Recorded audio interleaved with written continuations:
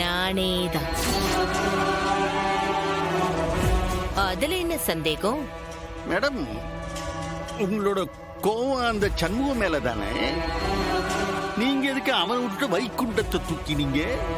அவனை எதுக்கு கொல்ல பாத்தீங்க? பழி வாங்கறதுனா என்ன நினைச்சீங்க? ஒரே செகண்ட்ல கொன்னு போடுறதா? ஒவ்வொரு நிமிஷமும் சாகடிக்கிறது தான் பழி வாங்கறது. புரியலையே. அந்த சண்முகத்தோட உயிர் எங்க இருக்கு? அவன்கிட்டயா? நெவர். அவனோட உசுரு அவன் குடும்பத்துக்கிட்ட இருக்கு. அவன் அப்பங்கிட்ட இருக்கு. அவனோட தங்கச்சிங்க கிட்ட இருக்கு. புரியுதா இப்போ? அதானே பார்த்தேன். அப்படின்னா அவன் குடும்பத்தையே. எக்ஸாக்ட்லி. சண்முகத்தை கொல்றது ரொம்ப ஈஸி.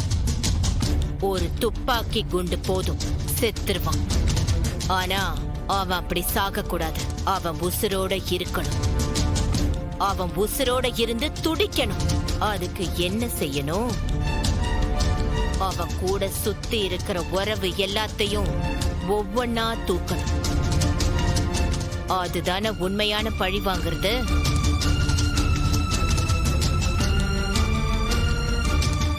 புரியுது மேடம், நல்லா புரியுது. நான் தான் எப்பவுமே கொக்கு மக்க ஏதாவது பிளான் பண்ணி ரோச்சனை பண்ணிக்கிட்டு இருப்பேன். மேடம், என்னையோட நீங்க ரொம்ப நுணுக்கமா ரோசிக்கிறீங்களே.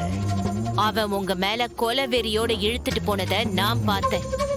அப்படின்னா அவனுக்கும் உங்களுக்கும் நடுவுல பகை இருக்குல்ல? வெறும் பகை இல்ல மேடம், ஜென்மாந்திர பகை. அவனாலதான் மானம், மரியாதை, பதவி, என்னோட மகன் எல்லாத்தையும் இழந்து நிக்க. அப்போ என்னோட எதிரி உங்களுக்கும் எதிரி. அப்ப நம்ம 2 பேரும் சேர்ந்து செயல்படுறது தானே நியாயம்? நான் என்ன செய்யணும் மேடம், சொல்லுங்க.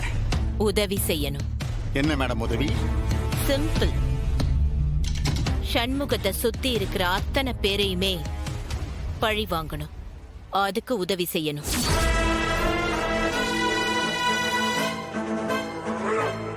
மேடம், அவனை பழி வாங்கணும்னா நான் என்ன வேணாலும் செய்வேன் மேடம். ஆனா ஒண்ணு, அந்த சம்மூபையில சாதாரணமானவன் நினைக்காதீங்க. அவனை ஜெயிக்கிறது அம்புட்டு சுலபம் கிடையாது. அதை நீங்க நல்லா புரிஞ்சுக்கிறணும். அவனை விட கொம்பன் எல்லாத்தையும் நான் பார்த்துட்டு வந்திருக்கேன். உங்களால உதவி பண்ண முடியுமா முடியாதா? செய்யுதேன் வேற வழி.